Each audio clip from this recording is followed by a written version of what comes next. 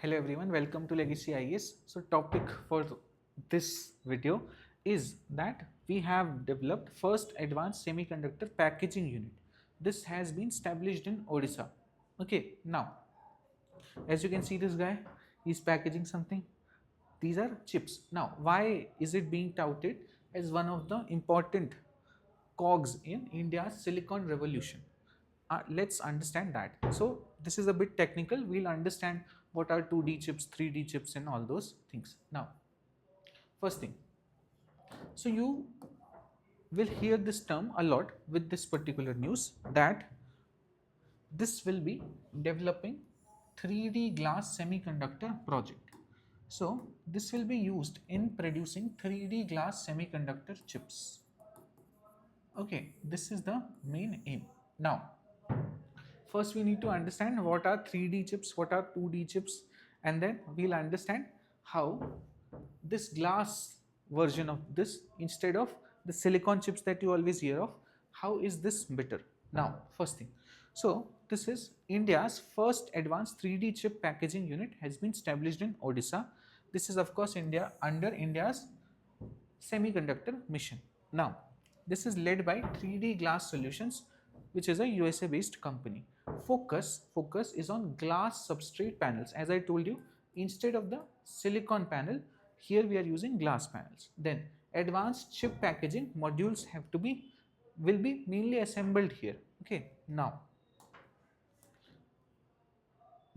how does a 3D glass chip technology work? Now, before understanding this, you first understand what is a 2D chip and what is a 3D chip.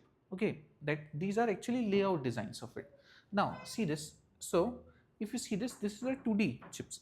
Now, 2D chip is what you usually see in your laptops and everywhere. How things are connected.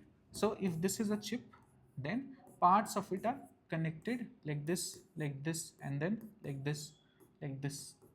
Correct. This is the way they are integrated. Correct. Now, 2D chips are okay. They're easier to make also, that on a flat planar surface, 2D surface, you can make them. But there is something known as Moore's law.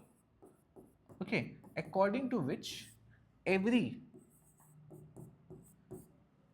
few years it becomes, or the level of transistors that can be made or the computational capability doubles. Now, over past few years, what we have seen is this is actually slowing down. That is, we are not getting more and more new kinds of chips which have much more higher capabilities. Why we are not getting? Because the traditional 2D system that we have been using or still use a lot, that is not very good for improvement now. So we are in need for a newer technology that can generate the same kind of growth that we were seeing for many years now. So there came something that we know as 3D layouts. Now what you are doing here is rather simple. So basically, instead of going layer by layer on the 2D map, you are stacking it on 3D.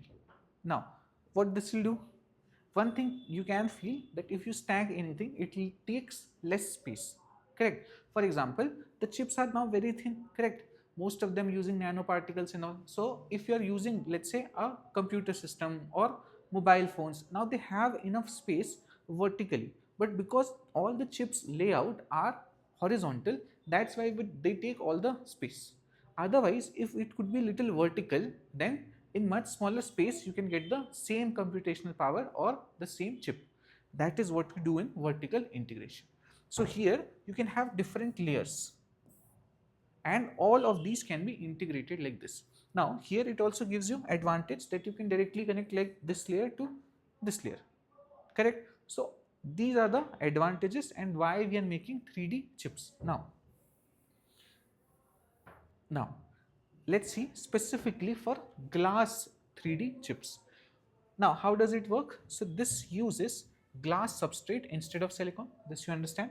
Enables vertical stacking of chip components. This is called 3D integration. We learned this. Then combines multiple functions within a compact structure, as you understood. Correct. Then now First, let's see benefits. What are the benefits? Of course, the density becomes much better. In much smaller space, you are able to get the same abilities. Then it is much more power saving. Why? Because there, if I wanted to connect to, let's say, this system, I have to travel through all the different components which consumes a lot of power. This is how they are connected. These layers are connected in a way that the consumption of power is much lower, so this is also good. Then bandwidth visualization, so this is visualization of this is also much more clear. Clearly you can see the stacking, what is arranged, how they are arranged, what is the level of bandwidth it can provide you, everything will be much more clear here. That is why 3D is good now, but it does have challenges as well. So what are the challenges? So challenges first is thermal. Now heat dissipation is very difficult in this. Can you see why?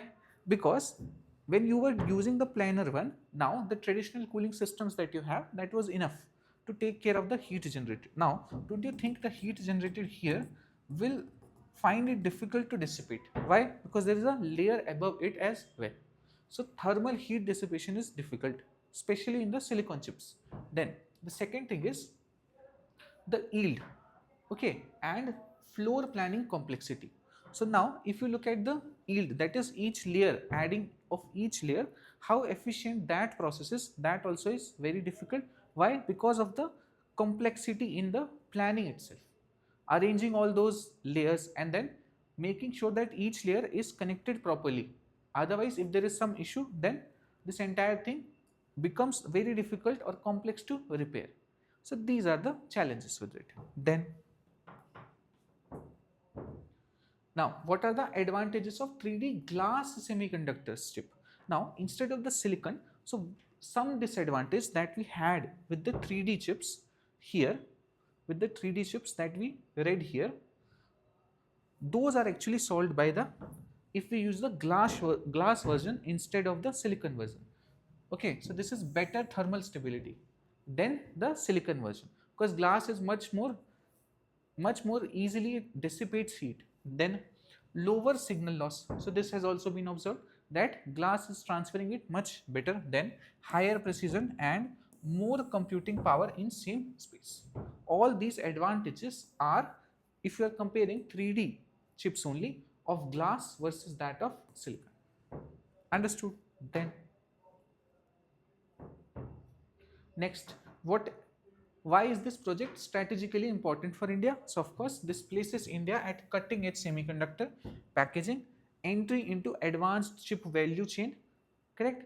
This is our first endeavor to make 3D chips, correct? Now of course a lot of part, now we are involving a foreign company, correct? 3D glass from USA. Also we will be getting certain parts imported, but that does not matter. Here we are doing mainly the packaging work of it and the designing part of it, correct? These two things we are mainly focusing on.